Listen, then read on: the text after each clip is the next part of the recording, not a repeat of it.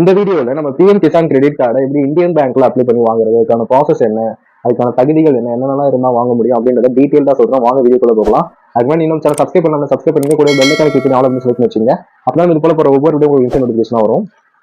So PM Kisan credit கார்டுனா என்னன்னு உங்களுக்கு தெரியல அப்படின்னா அதுக்கான ஒரு டெடிகேட்டட் வீடியோ நம்ம போட்டிருக்கோம். பிஎம் கிசான் கிரெடிட் கார்டுனா என்ன, அது என்னென்ன தகுதிகள்லாம் இருந்தா வாங்கலாம், எவ்வளவு வரைக்கும் கொடுப்பாங்க, அந்த மாதிரி எல்லா டீடைல்ஸுமே நம்ம கொடுத்துருக்கோம். எதுக்காக இந்தியன் கவர்மெண்ட் இந்த பிஎம் கிசான் கிரெடிட் கார்டு அப்படின்ற ஒரு ஸ்கீமையே கொண்டு வந்தாங்க அப்படின்ற மாதிரி டீடைல்டான ஒரு வீடியோ போட்டிருக்கோம். அந்த வீடியோக்கான லிங்க் நான் டிஸ்கிரிப்ஷன்ஸ்ல கொடுக்குறேன்.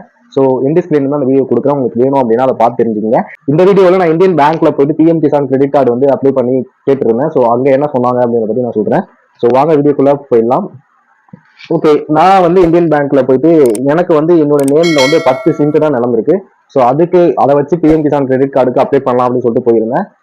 அப்பதான் எனக்கு பேங்க்ல ஒரு முக்கியமான விஷயம் சொன்னாங்க. பிஎம் கிசான் கிரெடிட் கார்டு அப்படின்றது லிமிட் வந்து மேக்ஸிமம் 5 lakhs வரைக்கும் கொடுப்பாங்க அப்படின்ற மாதிரி நான் சொல்லியிருப்பேன். ஸோ அது வந்து எல்லா கஸ்டமர்ஸ்க்கும் கொடுக்கறது இல்லை, செலக்டிவ் கஸ்டமர்ஸ் மட்டும் தான் கொடுப்பாங்களாம். நான் போய் கேட்டதுக்கு இந்தியன் பேங்க்ல எனக்கு என்ன ரிப்ளை கொடுத்தாங்க அப்படின்னா, நீங்க எல்லா தகுதியும் இருக்குதான், விவசாய நிலம் இருக்குதான், இருந்தாலும் 1 ஏக்கர் குறைந்தபட்சம் 1 ஏக்கராச்சும் இருக்கணும். அப்பதான் வந்து இந்த கிசான் கிரெடிட் கார்டை உங்களுக்கு ப்ராசஸ் பண்ண முடியும். அதுவும் கிசான் கிரெடிட் கார்டுல ஒரு லிமிட்க்கு மேல உங்களால அமௌண்ட் எடுக்க முடியாது.